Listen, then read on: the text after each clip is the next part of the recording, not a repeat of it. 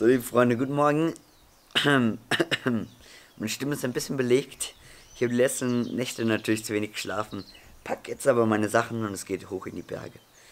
Oh, zum Ausruhen, zum Gesundwerden. Ich glaube, ich nehme ein bisschen mehr Wasser mit, um einen Tee zu machen.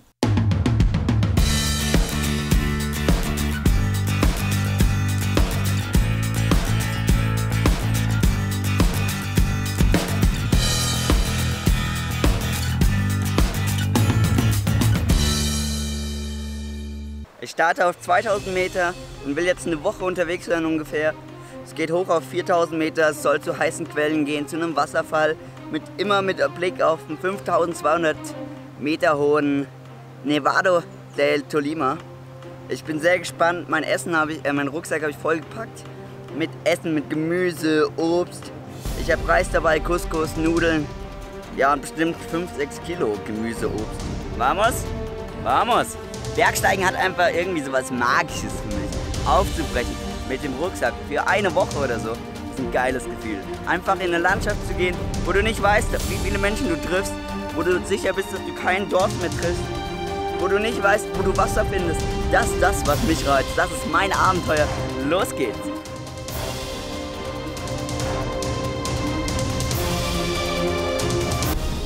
Ja, da will man einmal auf den Berg laufen, ne? Wird man gleich mal mitgenommen. Wie genial ist das denn? Ich komme einfach nicht mehr aus diesem Trampen raus. Es geht einfach nicht. So, jetzt fahre ich hoch auf den Berg.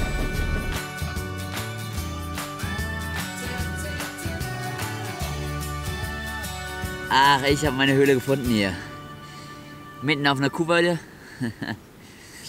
Hoffentlich gibt das keine nächtlichen Besucher, aber ansonsten ist das hier wunderschön, super ruhig und werde jetzt noch ein bisschen lesen, dann hoffentlich auch früh gut schlafen. Und morgen erwarte ich die Sonne. So meine Freunde, wo ich gerade in den Wald hochkomme, oh Alter, das ist brutal hier, das ist echt so heftigst. Ich möchte euch einen Tipp geben, wenn ihr unterwegs seid, irgendwo am Wandern, auf Wegen, praktisch ohne Markierung, so wie in Kolumbien hier. Ihr wisst nicht mehr genau, ist es der Weg, habe ich mich verlaufen, bin ich mitten im Wald, ist das gar kein Weg. Ihr findet aber sowas hier, einen angesägten Baum. Dann wisst ihr, ich bin noch auf dem Weg.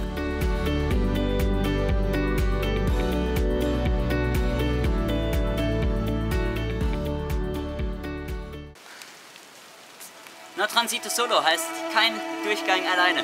Oha.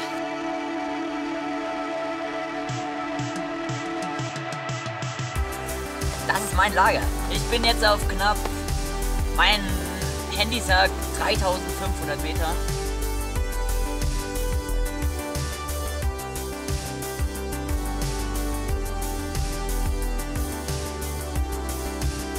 Wunderschön hier, wunderschön.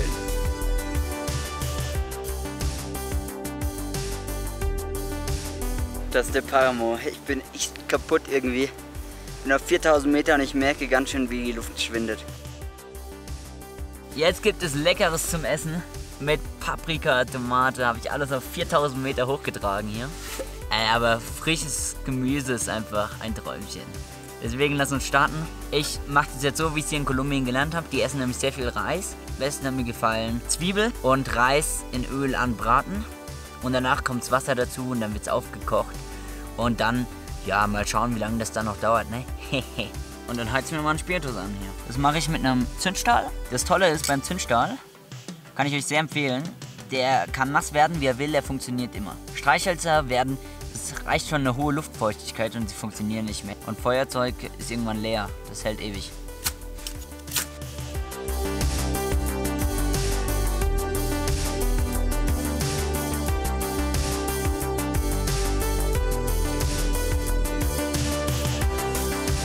Hui, jetzt bin ich doch tatsächlich in den Weiten dieses Niemandslandes auf 4000 Metern Höhe vom Weg abgekommen und ja, werde gleich mal alles daran tun, diesen Weg wieder zu finden. Ich habe auf meinem Handy über die App Maps.me, das ist eine ziemlich coole App, weil die sagt dir auch über ein GPS-Signal, wo du genau bist und das halt offline, ja, also ich brauche kein Internet dafür. Ja, die hat mir jetzt gesagt, dass ich abseits vom Weg bin. Merkwürdigerweise habe ich da vorne noch eine Markierung gefunden, aber kein Weg, rein so eine Markierung, wie aus dem Nichts. Ja, ich werde jetzt mein schönes Zeug alles zusammenpacken und dann geht's los auf die Suche.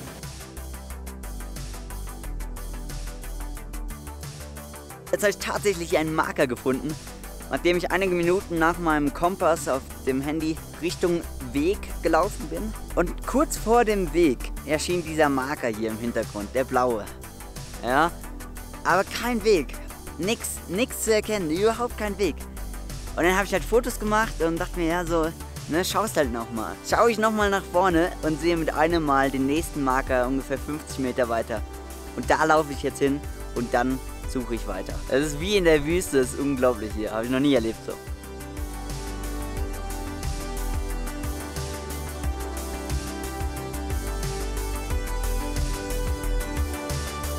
Ich laufe jetzt schon seit gut 2 Stunden durch diese endlose Landschaft, habe den Weg komplett verloren und wäre eigentlich verdammt aufgeschmissen, wenn man das so will. Ich habe zwar Essen und Trinken noch für 2, 3 Tage, weil wenn es wirklich notdürftig ist, vielleicht noch länger. Und Wasser würde man auch hier irgendwie finden, also das würde schon gehen, ja. Aber Verzweiflung ist halt so eine Sache, ne, die hier aufkommen kann. Und ich weiß jetzt auch, warum. Auf einmal war der Weg weg, habe ich heute Morgen noch mal 2 Marker gefunden. Und nach diesen 2 Markern war gar nichts mehr zu finden. Und dann habe ich halt beschlossen, okay, da gehe ich nach meiner Karte. Da ist ein Weg eingezeichnet zu den heißen Quellen, wo ich ja hin will. Und diesen Weg habe ich jetzt ein paar Mal gekreuzt, aber ich habe ihn nie gefunden. Also in Wirklichkeit scheint es ihn nicht mehr zu geben. Was ein fälschliches Schild. Es gibt weder einen Weg noch andere Schilder, gar nichts. Der Pfeil zeigt einfach in die Richtung. Und jo, das ist die Wildnis Kolumbiens. Ich bin angekommen. Nach über 2 Stunden Abenteuerfahrt, Weg selbst suchen, Querfeld einlaufen. Dazu noch Nebel, Regen.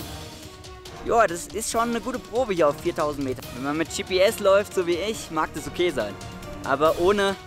Also in den letzten Jahren sind hier einige Leute gestorben, weil sie sich einfach verlaufen haben, ja. Aber ja, für mich war es ein schönes Erlebnis. Ich hatte jetzt keine Sorge, dass ich nicht den Weg wiederfinden werde.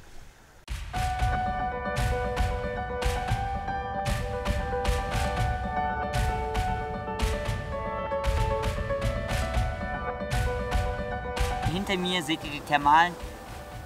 Ein Träumchen da drin zu baden. Super schön warm und so erholsam. Jetzt steige ich ein bisschen weiter in die Höhe, in der Hoffnung, noch bessere Fotos machen zu können.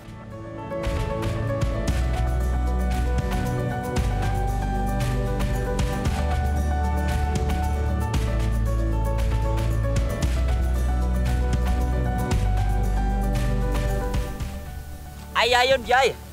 Ist das nicht ein deluxer Ort zum Übernachten? Ich glaube ja. Und ich glaube auch, ich werde hier sogar 2 Nächte bleiben.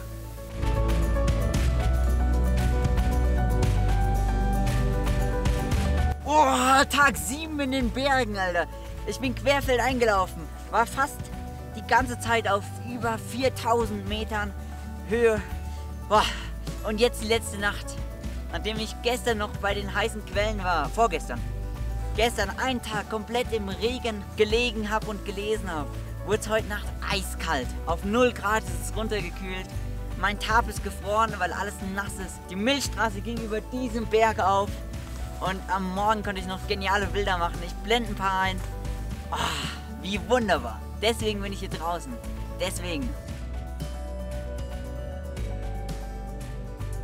Ich packe jetzt zusammen und dann geht's runter ins Tal.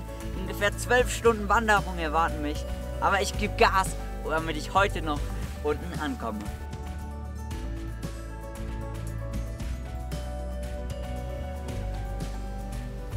Yeah!